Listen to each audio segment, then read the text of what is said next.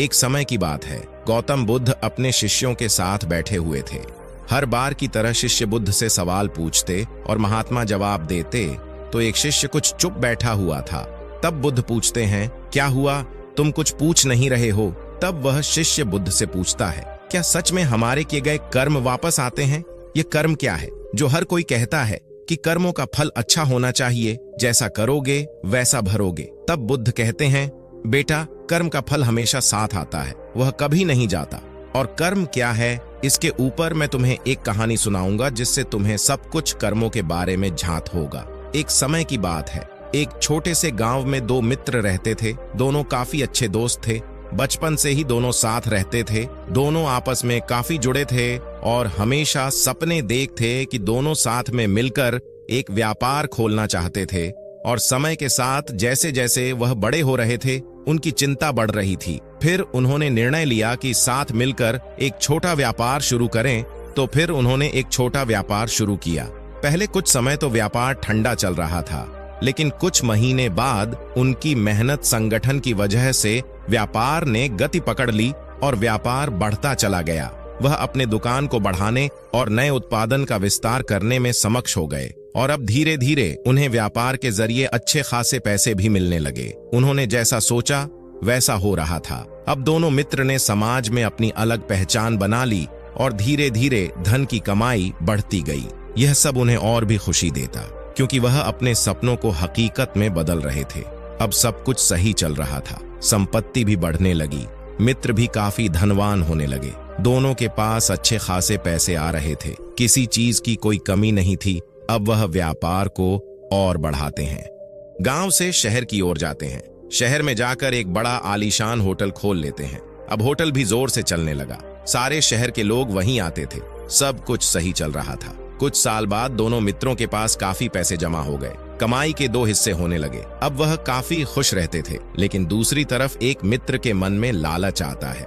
वो सोचता है कि अगर व्यापार में ही अकेला संभाल लूं तो कमाई का हिस्सा यह मेरा ही हो जाएगा। मुझे किसी को देने की जरूरत नहीं होगी, व्यापार मेरा हो जाएगा। और दूसरी तरफ दूसरा मित्र सोचता कि अब पैसे दोस्त के घर भी भेजने होंगे और वह उसके कार्य में जुट जाता है। अपने दोस्त के घर पैसे भेज देता है और अब दोनों के पास भी धन की कोई कमी नहीं थी। कुछ समय बाद लालची मित्र का मन बदल जाता है। वो अपने मित्र को मारने की सोचता है। ऐसा ही चलते रहता है। अगले 1-2 साल तक लालची मित्र के अंदर अपने मित्र के प्रति काफी गलत विचार सोचता। वह तरह तरह के विचार करता कि मित्र को कैसे मारूं। फिर एक दिन दोनों समुद्र के किनारे साथ बैठकर काफी बातचीत कर रहे थे। दोनों खूब बातें करते हैं, व्यापार की चर्चा करते हैं और पहला दोस्त मुकेश भी काफी खुश रहने लगता है कि वह अपने मित्र से बिना बताए उसके घर पैसे भेज रहा था। और मुकेश अपने दोस्त मानव से कहता है कि हमने सब कुछ प्राप्त कर लिया, जैसा हमने सोचा था वैसा हमें सब मिल गया। लेकिन दूसरी तरफ लालची मानव कुछ और भी सोच रहा था। अब दोनों काफी थक चुके थे और वह घर जाते हैं और मुकेश मानव से कहता है कि हमें चाय पीनी चाहिए। तो मानव चाय बनाकर चाय में जहर मिलाकर मुकेश को दे देता हूँ और मुकेश वो चाय पीकर मर जाता है।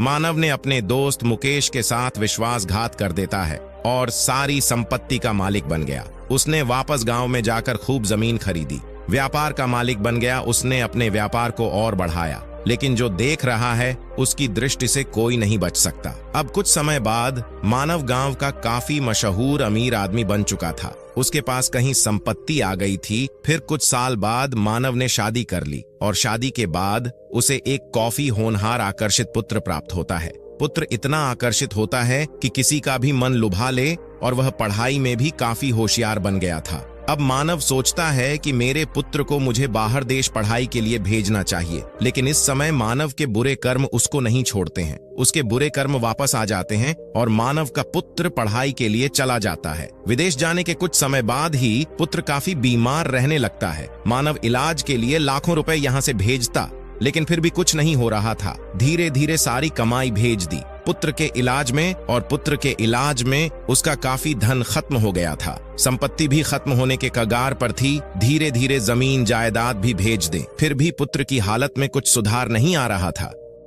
और अब इधर बढ़ते समय के साथ मानव कर्ज लेने लगता है। जो व्यक्ति कुछ साल पहले खूब धनवान जमींदार था, अब कुछ नहीं रहा। अब वह कर्जदार बना चुका था। वह भले ही अपने कर्म को भूल गया हो, लेकिन कर्म किसे को नहीं छोड़ता और वह समय के साथ जरूर वापस आता है। और मानव सोचने लगता है कि ऐसा क्यों हो रहा है, तो किसी महात्मा पुरुष के पास जाता है और सारी बात बता देता है। लेकिन वह महात्मा उसकी मदद करने से मना करता। तब मानव खूब दुखी हो जाता है। सब कुछ हाथ से गवा चुका था, न संपत्ति रही, न जमीन रही और न ही कौन सा व्यापार बचा था उसके पास। अब वह कई लोगों से कर्ज ले चुका था। वह कर्जदार बना चुका था। अब उसके पास कुछ नहीं बचा था। सब गवाकर अपने पुत्र से मिलने चला जाता है। पुत्र से कहता, बेटा सब कुछ कर लिया, सब बेच दिया, घर संपत्ति कर्जा भी ले लिया, और रोने लगता है। तब पुत्र के अंदर से मानव को अपना मित्र मुकेश दिखता है और कहता, दोस्त अब कैसा लग रहा है? सारा हिसाब बराबर, तू कर्ज में ले, अब मैं चला। और पुत्र भी अपने प्राण छोड़ देता है। सब समाप्त हो जाता है और पुत्र को खोने के बाद मुकेश का मानसिक तनाव में आकर खुद पागल हो जाता है। इतना कहकर महात्मा बुद्ध कहते हैं कि यही कर्म होते हैं जो कभी किसी को नहीं बख्शते और शिष्य से पूछते हैं, इसलिए तुम जो भी कर रहे हो अच्छे कर्म करो। दोस्तों, इस कहानी से हमें यह सीख मिलती है कि हमें अपने अच्छे के लिए कभी किसका बुरा नहीं करना चाहिए, क्योंकि हमारे जो कर्म होते हैं वह कभी न कभी हमारे जीवन में वापस आते हैं और हमें सजा देते हैं।